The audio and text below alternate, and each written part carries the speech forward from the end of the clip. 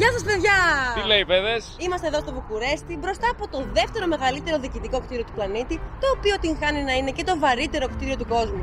Μιλάμε για το κοινοβουλευτικό παλάτι του Βουκουρεστίου, το οποίο ζυγίζει 4,1 εκατομμύρια κιλά. Δηλαδή περίπου όσο 1 εκατομμύριο ελέφαντες. Πάμε να ρίξουμε μια ματιά. Φύγαμε! Το κτίριο βρίσκεται στο κέντρο της πόλης και αποτελεί ένα διάσημο τουριστικό αξιοθέατο. Το κτίριο σχεδιάστηκε και επιβλήθηκε από την επικεφαλής αρχιτέκτονα Άνκα Πετρέσκου με μια ομάδα περίπου 700 αρχιτεκτόνων και κατασκευάστηκε σε περίοδο 13 ετών. Το παλάτι φτάνει σε ύψος 84 μέτρων και έχει επιφάνεια 365.000 τετραγωνικά μέτρα. Από το 2020 το μέγαρο του Κοινοβουλίου αποτιμάται στα 4 δισεκατομμύρια ευρώ, καθιστώντας το πιο ακριβό διοικητικό κτίριο στον κόσμο. Απέναντι ακριβώς βρίσκεται ένας μακρύς κάθετος δρόμος, στολισμένος με δέντρα και συντριβάνια κατά μήκος του, ο οποίος οδηγεί σε ένα επίσης πολύ διάσημο αξιοθέατο. Hello!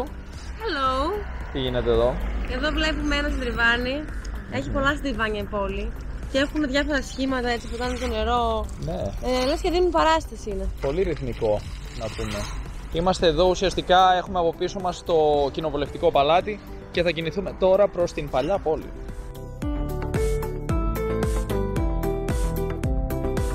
Τι έχουμε εδώ? Έχουμε τα συντριβάνια του Βουκουρεστίου. Τα συντριβάνια του Βουκουρεστίου βρίσκονται στην πλατεία Ουνίρι και είναι η μακρύτερη συγχρονισμένη σειρά συντριβανιών στον κόσμο, με το μήκος να φτάνει το 1,4 χιλιόμετρα και η επιφάνεια νερού τα 16.200 τετραγωνικά μέτρα.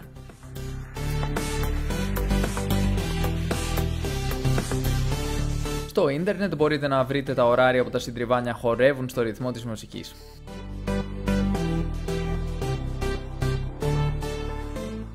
Πολύ όμορφα φαίνονται, παιδιά.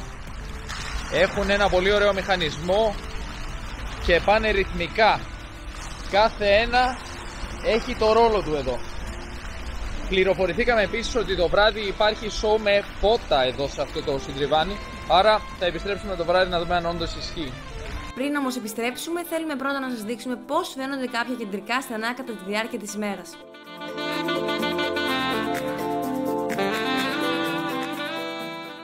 Τι βρήκαμε? Βρήκαμε Κύρος Θεσσαλονίκη. Απίστευτο. Είναι λες και δεν φύγαμε ποτέ από τη Θεσσαλονίκη. Βρήκαμε γύρο. Η τιμή είναι γύρω στα 5 ευρώ γύρος. Από εκεί και παίζει ελληνική μουσική κάθε μέρα, όλη μέρα. Το ένα από τα δύο έχει γύρο και το άλλο είναι πατατόπιτα. Και τα δύο μαζί κόστησαν 10 ευρώ και 40 λεπτά. Ωραίο μέρος, παιδιά, εδώ η παλιά πόλη. Είναι για να έρθετε να πιείτε κατά τη διάρκεια της ημέρας μια μπυρίτσα, ένα καφεδάκι, μεσημεριανό. Και το βράδυ φυσικά μιλάμε για ξέφρενο κλαμπινγκ. Το βράδυ γίνεται χαμός, θα σας δείξουμε πιο μετά στο επεισόδιο, άρα συνεχίστε να παρακολουθείτε. Το ιστορικό κέντρο του Βουκουρεστίου, ή η παλιά πόλη όπως αποκαλείται από τους ντόπιους, είναι μία από τις πιο αγαπημένες και ελκυστικές περιοχές του Βουκουρέστι. Αξίζει να το περπατήσετε και να αφήσετε τον εαυτό σας να χαθεί μέσα στα αμέτρητα ενδιαφέροντα κτίρια που έχει. Να πούμε επίσης ότι υπάρχουν πάρα πολλοί κράχτες. Θα σας πρίξουν σίγουρα. Ελάτε και να πιείτε, να φάτε με εμάς. Και άμα πείτε όχι, θα πούν γιατί όχι. Μα γιατί δεν θέλετε? Συνεχίσαμε να περπατάμε και συναντήσαμε αυτόν τον καταπληκτικό μουσικό. Επίσης είδαμε αρκετά επιβλητικά κτίρια. Ένα από αυτά ήταν το Παλάτι των Καταθέσεων και Αποστολών, το οποίο χτίστηκε το 1900 και είναι η έδρα της CEC Bank. Βρίσκεται απέναντι από το Εθνικό Ιστορικό Μουσείο της Ρουμανίας. Η πέτρινη πρόσωψη διαθέτει μια στοά που υποστηρίζεται από 10 δωρικούς κύονες και μια πλατφόρμα που αποτελείται από 12 σκαλοπάτια που εκτείνονται σε όλο το μήκος του κτηρίου. Το Εθνικό Ιστορικό Μουσείο της Ρουμανίας περιέχει ρουμανικά ιστορικά αντικείμενα από τους προϊστορικούς χρόνους έως τους σύγχρονους χρόνους. Λοιπόν, παιδιά, εδώ έχει πάρα πολύ όμορφα κτίρια, ιστορικά, σχετικά παλιά, εδώ στο κέντρο, στο ιστορικό κέντρο φυσικά. Παλιά πόλη, μάλλον λέγεται, όχι ιστορικό κέντρο, να το πούμε. Εμείς το λέμε ιστορικό κέντρο μεταξύ μας. Εμείς το λέμε ιστορικό κέντρο, αλλά στην πραγματικότητα λέγεται παλιά πόλη. Το Βουκουρέστι ακούγεται σχεδόν ίδιο με την Βουδαπέστη, άρα προσοχή για να μην τα μπερδέψετε. Το ένα είναι η πρωτεύουσα της Ρουμανίας, ενώ το άλλο είναι η πρωτεύουσα της Ουγγαρίας. Οι τιμές γενικότερα κυμαίνονται περίπου στα ίδια με την Ελλάδα. 5 με 10 ευρώ ουσιαστικά μιλάμε για να φάει ένα άτομο, παιδιά, να κάτσει να φάει. Ναι. Ένα σάντουιτς δηλαδή ή σε ένα εστιατόριο, κάπου εκεί χοντρικά. Και στο σούπερ μάρκετ οι τιμές ήταν αρκετά καλύτερες. Ναι, στο σούπερ μάρκετ θα δούμε μια μεγάλη διαφορά. Όποιος ψωνίζει δηλαδή κάτι σε μεγάλη ποσότητα, μπουκάλια, αλκοόλ, φαγητά κλπ. Υπάρχει, θα έλεγα, ένα 30% κάτω είναι οι τιμές άνετα. Και να πούμε ότι υπάρχουν και κάτι μαγειρευτά φαγητά στο σούπερ μάρκετ και θα πάμε να αγοράσουμε και να δούμε τις τιμές και από αυτά. Τελικά αυτό το γεύμα από το σούπερ μάρκετ βγήκε πολύ ακριβό. Όλα αυτά βγήκαν 63,17 λέει, το οποίο μας κάνει 12,90 €. 2,70 € βέβαια έκανε μόνο το τυρί, το οποίο φάγαμε και σε επόμενα γεύματα. Και τώρα θα σας δείξουμε το Airbnb στο οποίο μείναμε. Το διαμέρισμα βρίσκεται κοντά στα Συντριβάνια και κόστισε 34,27 € τη νύχτα. Γενικά οι τιμές παίζουν γύρω στα 30 €, αλλά αν το κλείσετε νωρίτερα μπορείτε να βρείτε κάτι πιο κοντά στα 20 € τη νύχτα. Γενικά κατά τη διάρκεια της ημέρας τα μαγαζιά είναι πιο άδεια. Είναι ιδανικά για να κάνεις τις βόλτες σου με ηρεμία. Αργότερα το σκηνικό αλλάζει εντελώς. Αλλαγή φάσης λοιπόν, βρισκόμαστε το βράδυ εδώ στην παλιά πόλη.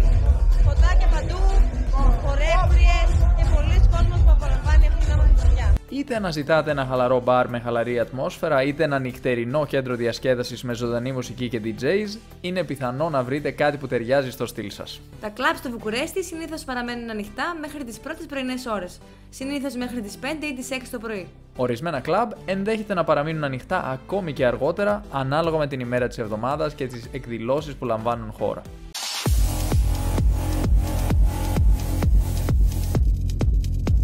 Μετά από κάτι ποτάκια βρήκα την ευκαιρία να κάνω λίγη γυμναστική με έναν τύπο που είδα να κάνει κατακόρυφο.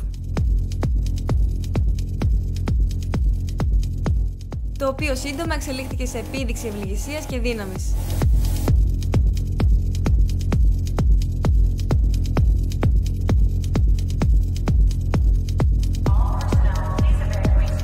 Όπως όμως σας είχαμε υποσχεθεί, πάμε να ρίξουμε μια ματιά στα Συντριβάνια κατά τη διάρκεια της νύχτας.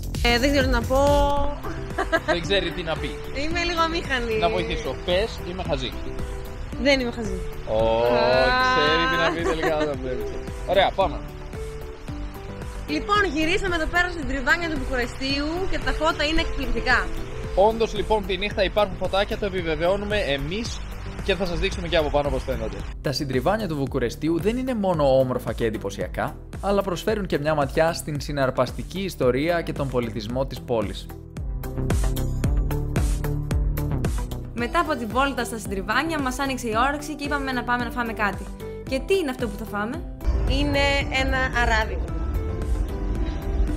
Φαγητάκι αλφα ποιότητας, σάντουιτς βραδινό, φαλάφελ και γύρος κοτόπουλο στο αράδικο μαγαζί. Και αρνί, μίξ παιδιά να και αρνί και είναι πεντανόστιμο. Δείτε εδώ πως το τα παιδιά. Μιλάμε για μεγάλο μέγεθος.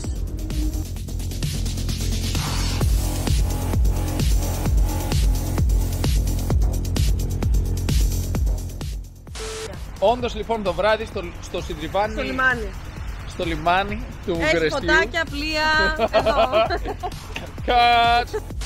Και γραφτείτε φυσικά έτσι να βλέπετε και τα υπόλοιπα επεισόδια. Έτσι έχουμε πολύ υλικό ακόμα. Πάμε να δούμε κάποια από τα έξοδά μας κατά το ταξίδι μας στο Βουκουρέστι. Το αεροπορικό εισιτήριο από Θεσσαλονίκη το βρήκαμε γύρω στα 15 ευρώ το άτομο. Μαζί με τις βαλίτσες όμως, συνολικά και για τους δύο μας βγήκε 71 ευρώ και 68 λεπτά, δηλαδή 35 ευρώ και 84 λεπτά το άτομο. Διαμονή ανανύχτα για ένα σπίτι στο κέντρο 34 ευρώ και 27 λεπτά. Ένας φραπές κόστισε 1 ευρώ. Μία κάρτα SIM κόστισε 5 ευρώ. Μία μπύρα κατά μέσο όρο κόστισε 2 ευρώ και 80 λεπτά, ενώ ένα κοκτέιλ 6 ευρώ. Ένας ελληνικός γύρος γύρω στα 5 ευρώ. Ένα σάντουιτς με φαλάφελ κόστισε 3 και 66. Ένα σάντουιτς με γύρο κοτόπουλο και αρνί κόστισε 7 ευρώ και 72 λεπτά. Ένα ειστήριο λεωφορείο για μέσα στην πόλη κόστισε 50 λεπτά.